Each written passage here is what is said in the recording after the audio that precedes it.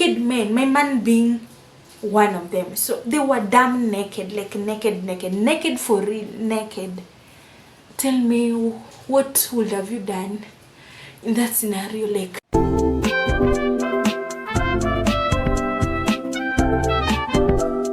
hi beautiful people, welcome back to my YouTube channel. My name is Benta Kopodo. So if you're new here, please subscribe. To my returning subscribers, thank you for always being there for me. Thank you for your support. So on today's video, we are doing a story, how my boyfriend almost got me raped by 4 men. Yeah, so let's get into the story. So you wanna know how I met this man, when and where? So it was way back in 2019. I was a first year. Yeah, a first year, a fresher, new in Nairobi. Yeah, Nairobi was always my place of interest. So I had to choose a college in Nairobi, you know. So it was one of these fine evenings. I was on my way from school back to the hostel. By the way, I used to stay in your own hostels, but I was not studying there. Yeah, you understand how that logic can be. Yeah, it's called pirating in quotes. Yeah, I used to pirate there. I had a cousin who was studying there, so she decided to host me, and there was no problem with that. So it was one of these fine evenings. I was coming from school, meets this Subaru guy. He greeted me, I greets back, and then to cut the story short, to exchange numbers, and I went my way, left him there. So on that day, I think we chat for some time. Yeah, we chat, get to know each other through the phone, you know. So we were all chatting day by day, I think for a week. And then the following week, this guy calls me out for lunch. Since I was in town, and he also said he was working in town, even though I didn't know what he was doing in town. His work, to be specific. I didn't know the type of work this man was doing in town. So I accept, and then we went for a lunch date. Remember me, I'm new, I'm naive. I've never gone on a lunch date with a man. Yeah, I've never gone on a lunch date with a man ever since. So I just wanted to experience. I was always curious to know. Yeah. So I did not reject his lunch date offer. We went for lunch date, talked more, and then I had an afternoon class. Decided to go back to school. Left him. Yeah, he bid me goodbye, and then I went back to school because I can't miss class. So these lunch dates were frequent because it was in town. Yeah, he was in town every now and then. I was also in town, so we always go for lunch. Yeah, we always went for lunch in town several days, and for a month. Yeah, for almost a month. And it was like a routine. So me, I could not resist. We used to talk.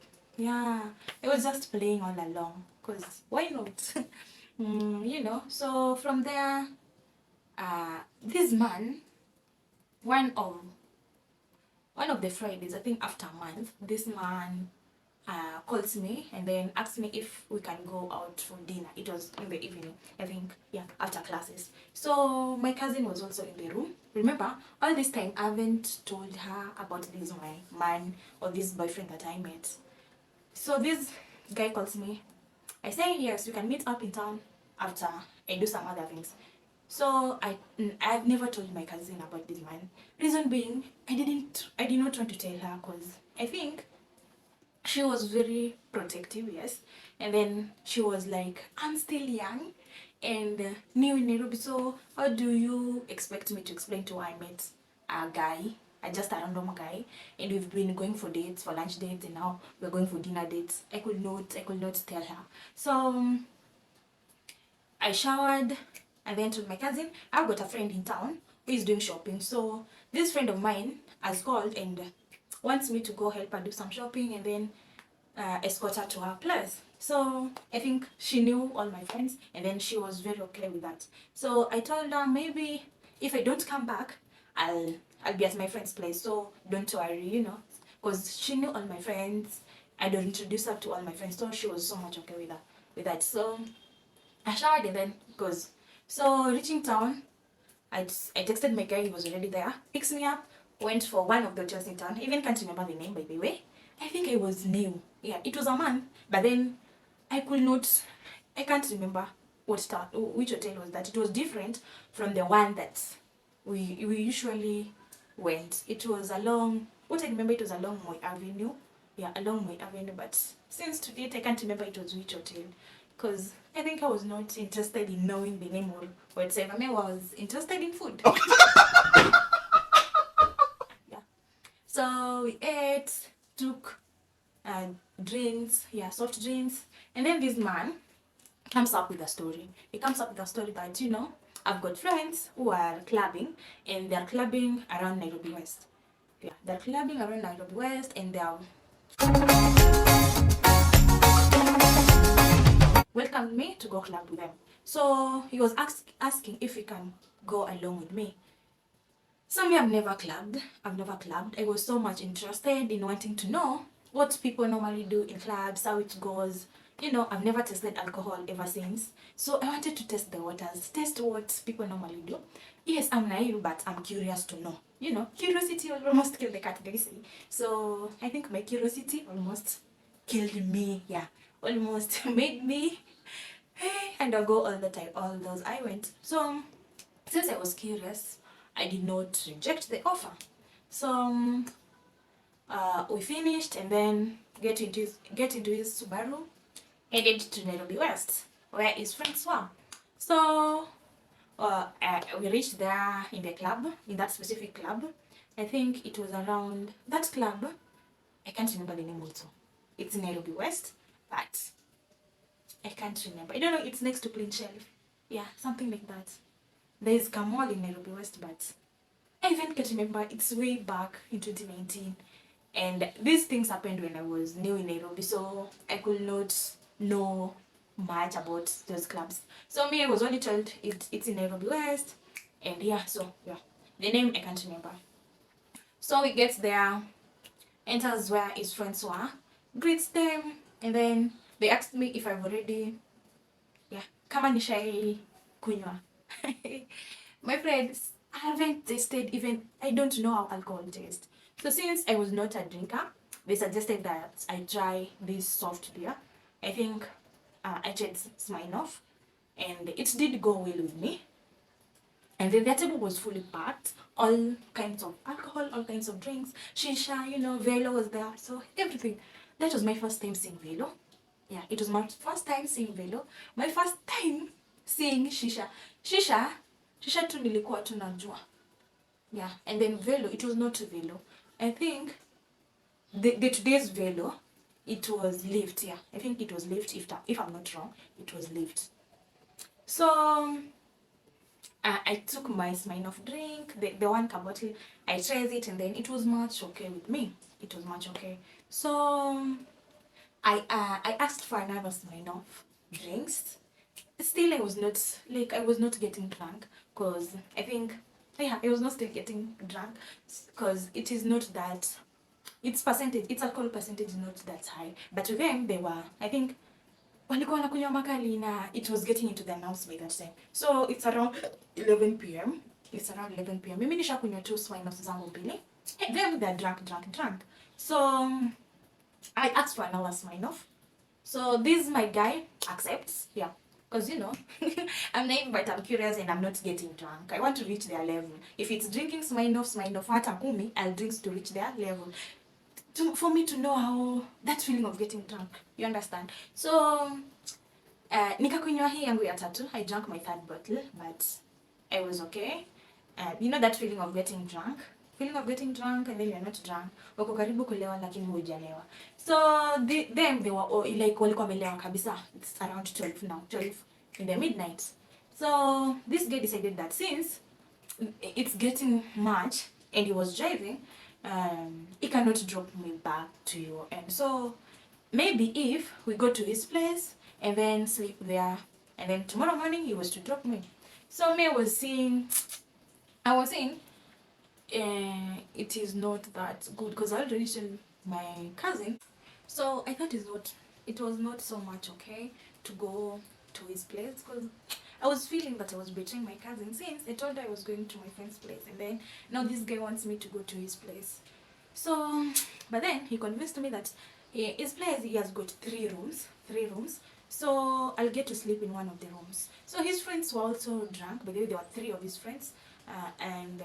Sorry to say, this man, he was a Luo. And then these other three friends of his were Nigerians. Yeah. So these other three of his friends were also drunk, but they didn't have a car. So this my man says, since his place is near that club, by the way, he used to stay in Nairobi West. So since his place is near the club, so his friends can get with him to his place. So I sleep in one of the room, he sleep in his room, and then his three other friends sleeps in another room. So I didn't see the red flag in it. Yeah, because this man, he has been nice to me all this time. I haven't realized anything that was wrong with him. So I did not reject. I accepted, and then because I was also tired, though not drunk. I was just feeling tipsy kidogo, but I was not drunk. So I accept, and then they finish up. We get into his class.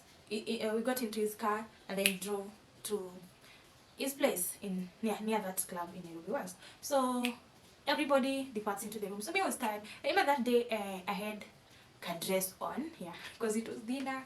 Yeah, fresher kame, you know. So I had a dress on, but then I used to put my phone on my bra. So I was still having my phone on my bra, yeah, because yeah, that is it. Unaikanga simu kwa brando isiibiwe, yeah. So my phone was the only gadget that I was having then. So I didn't want to lose it. I loved it. So it was still on my bra by the time tulifika hapo kwake. So each and every person gets to the room. He shows me the room where I was to sleep. Yeah. So maybe nilijibwaga hivyo kwa kitanda. You know, having all, yeah, I was dressed up that way. So I slept that way with my phone on my bra. Sikutoa, even viatu sikutoa. So because I was tired, I just wanted to rest. So they also went to their rooms. So it was around 2. Yeah, it was around 2 by that time. It was around 2 in the night by that time. So I think I started sleeping on the spot. So I think after sleeping for around 1 hour, it's now 3. So I hear some loud voices, like it's like people are arguing. So this noise, it was around me. So ile kushtuka tu usingizi, and then you hear loud people. Now hey, this loud noise, it's in the room you are in. So I'm like, what is not happening? What's not going on? So kushtuka, and then kuamka, I'm seeing naked people, naked men, my man being one of them. So they were damn naked, like naked for real, naked. Tell me, what would have you done in that scenario? Like 4 men are naked in front of you. Oh my goodness. Kinaniramba, like Kinaniramba term was not there by then, but it suits my situation. It suited my situation back then. Like 4 men, and they're all naked, talking. Somebody was like, what's not happening? Like, wait. So my man calls me, like, wake up. So I'm like, what do you want? Yes, I was naive, but I was bold enough to tell a man you're doing wrong and you know you can't do this. So we started that drama, we started arguing, we started fighting. Like, he was grabbing me, I was resisting. So I'm like, you know, you can't do this. You want to rape me? Or what do you want to do? Or what do you think you're doing? You know, they're drunk. You know, they want to rape me. Yes, they want to rape me. So I tell him, no, you can't do this. Because me, I was not drunk, by the way. At that 3, pombe, iyo my Smirnoff ilikuwa imerudi chini kabisa, na ilikuwa isha, yeah, to say isha kwa mwili. So I tell him, no, you can't do this to me, even if I'm naive, even if I'm young. But the way these men, all of them, they were around 30s, early 30s, or in their late 20s, if I'm not wrong.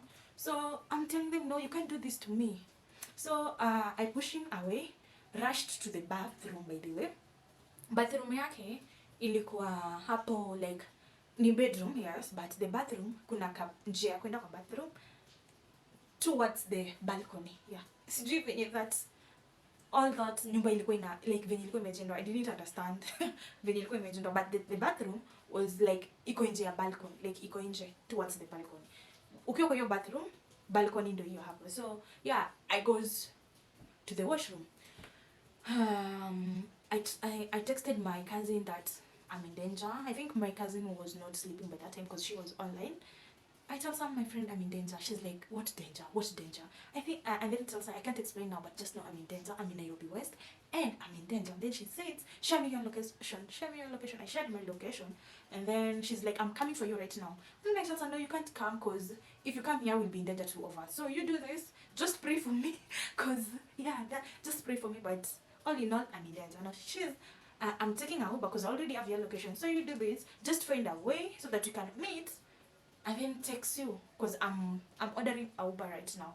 So just find a way tupatane. So mimi si bado niko kwa washroom, and then realize balcony, washroom yenye iko kwa balcony hapo nje, naweza move to the next balcony ya huyo jirani wake, and then from there I can go downstairs. By the way, alikuwa naishi third floor. So nikaruka. By the way, I was lightweight. Yeah, I was light and ningeruka. Ningeruka. So I ruka. All this time they're still like wanatusiana, wanapiga makelele, wako uchi. So I don't know. I didn't like hiyo scenario, mimi ilinishtua, like it really traumatized me after that period. Like nilikuwa traumatized. Sijaiona wanaume wanne wakiwa uchi. So mimi hii time yote wana argue. You just elewa how venye wanaume wamelewa, how they do argue, like wanatusiana nini so forth and so on. So I look at the next balcony. After jumping to the next balcony, I teremka downstairs towards the gate. There was a watchman, by the way. He was living in a gated community. Explained to the watchman that I need to go, like I'm in danger and needs to go. The watchman opens the gate, and then me I left. So, but I told him, do this. If these people comes after me, please don't open for them. Just listen, like just find a way on how to like keep them so that I can get away. So I think, I don't know even these four men in that room, if they'll ever realize that nilikuwa nishaipa by that time. So I think ilikuwa inaelekea 3:40 to 4 in the morning now. Kulikuwa kunaanza kukucha, like you can see like kuna kucha. So my cousin had already told me she's coming. Nikampigia nikamwambia nishatoka, niko Nairobi West kwa stage. Yeah. Like that place ilikuwa karibu na kwa stage, because nilikuwa nasikia maneno za gari karibu. So that directed me to the stage, the whole za magari. It directed me to the stage. So my cousin directs the Uber guy mpaka wakafika kwa stage, took me na tukaenda. Yes. Yeah. So we went back to the inn, narrated for her all that happened to me. Yeah, that is how I almost got raped by this woman. Since then I blocked this guy. Sijaipatana na yeye tena in my life. Hakuwahi nitafuta. I don't know why. Like hakuwahi nitafuta. So maybe mimi nilijiconclude that is his business and that is what he does in Nairobi. Text naive girls, lure them, do their shit with them. Yeah, so me, that is how I almost got raped with these four men. So this is my story. And the reason as to why I'm sharing this story is maybe there is this naive fresher in Nairobi who has never experienced Nairobi life. So maybe if you get to watch this video, you can know, or you can be cautious enough not to just talk to strangers, not just to get comfortable with strangers. Just take steps by step. Pole pole too. So I think this was a stepping stone to me. Like since then, this story traumatized me. Like it was traumatized me for so long that ile umoto yangu yenye nilitoka nayo high school tuliad, and yeah, that was it all. Niliacha kuongelesha strangers kabisa. So yeah, that is it for today. Thank you guys for watching, and if you're new here, please hit the subscription button, like and share. Bye.